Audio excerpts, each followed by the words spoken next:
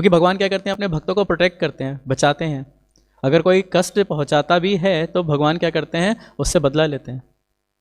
इसलिए हमें भगवान की भक्ति को साधारण नहीं समझना चाहिए कि अगर हम भक्ति कर रहे हैं तो कोई हमें बचाएगा नहीं, साक्षात भगवान ही में बचाएंगे। हम देखते हैं महाभारत में जब द्रौपदी का वस्त्र हरण हो रहा था तो कौन, भीम जैसे बलशाली लोग बैठे हुए थे, 10,000 हाथियों का बल, अर्जुन जैसे धुरंधर धनुर्धर है ना, युधिष्ठिर महाराज, नकुल, सहदेव, सबके सब बैठे रह गए।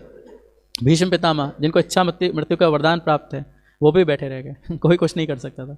अगर भीष्म पितामह एक बार को मर्यादा के, स्त्री की मर्यादा के लिए अगर धनुष बाण उठा लेते तो कोई रोक नहीं सकता था उनको, ना कोई मार सकता था, लेकिन नहीं उठे।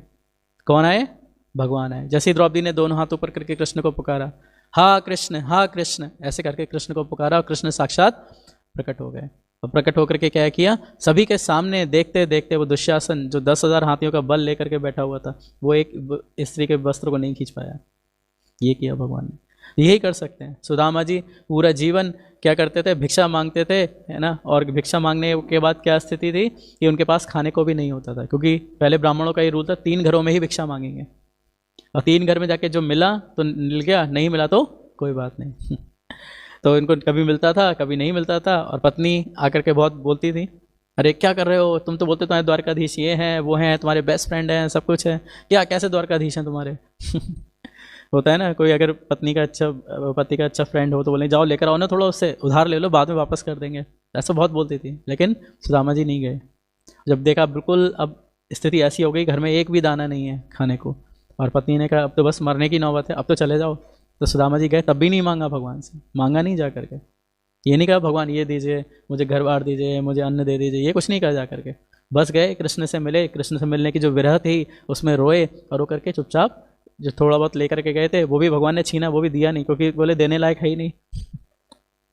और वो जब भगवान ने ले लिया तो क्या दिया, जब घर आकर के देखते हैं तो जहाँ झोपड़ी थी वहाँ पर सोने का महल खड़ा हुआ था।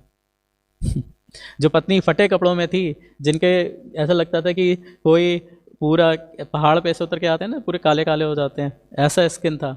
और जब वापस आके देखते इतना सुंदर सोने का मुकुट लगा के, राष्ट्रीय वस्त्र धारण के, पहले तो पहचाने ही नहीं।